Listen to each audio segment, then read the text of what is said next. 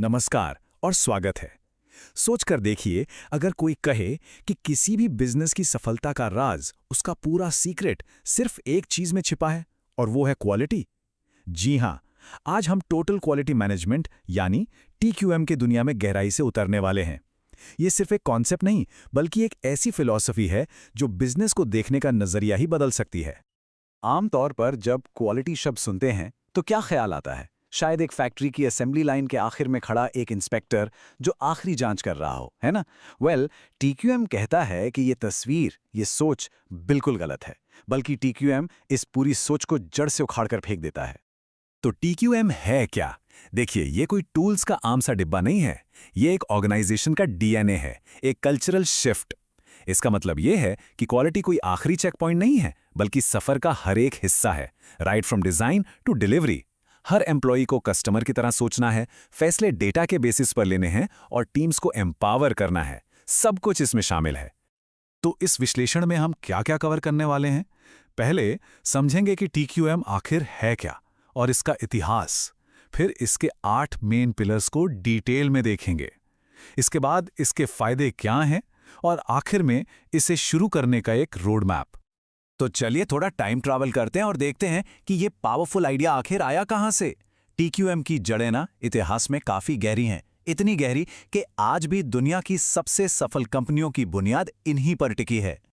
जैसा कि हम यहां देख सकते हैं, इसकी शुरुआत हुई 1920s में स्टैटिस्टिकल प्रोसेस कंट्रोल से, लेकिन असली गेम चेंजर साबित हुआ 1950s में।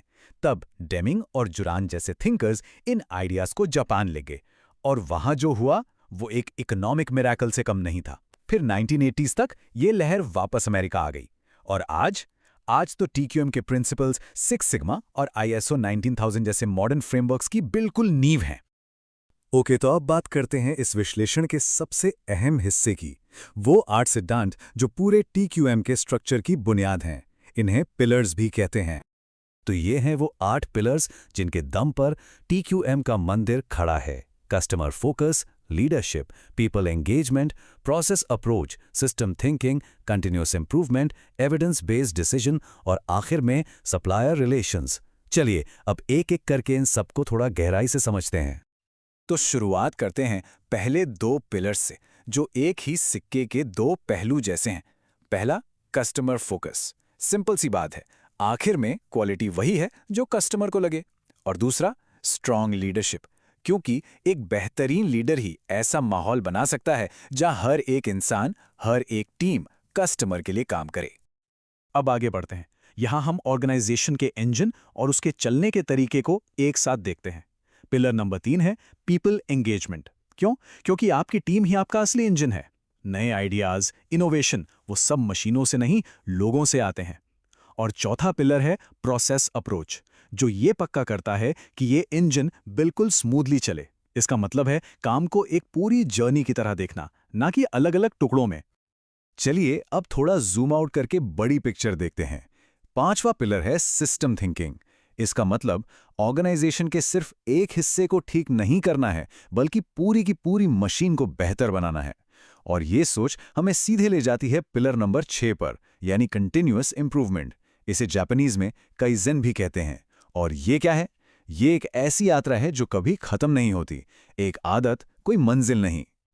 और आखिर में आते हैं वो 2 पिलर्स जो टीक्यूएम की नींव को मजबूत करते हैं। ट्रस्ट। पहला, डेटा पर ट्रस्ट और दूसरा, अपने पार्टनर्स पर ट्रस्ट। 7वां पिलर है एविडेंस बेस्ड डिसीजंस, यानी अंदाजे लगाना बंद और डेटा को अपनी कहानी बताने दो। और 8वां पिलर है सप्लायर रिलेशंस। अपने सप्लायर्स को सिर्फ एक वेंडर मत समझिए, उन्हें एक पार्टनर मानिए जिनके साथ मिलकर आगे बढ़ा जा सकता है। तो इतनी मेहनत करके इन 8 पिलर्स को खड़ा करने का रिजल्ट क्या मिलता है? चलिए देखते हैं कि इसके आखिर फायदे क्या हैं। और ये फायदे हवा में नहीं, बल्कि कॉन्क्रीट, मेजरेबल है। सबसे पहले और सबसे जरूरी, कस्टमर्स आपके फैन बन जाते हैं। जो कंपनियां टीक्यूएम अपनाती हैं, वो कस्टमर रिटेंशन में 85% तक का इंप्रूवमेंट देख सकती हैं।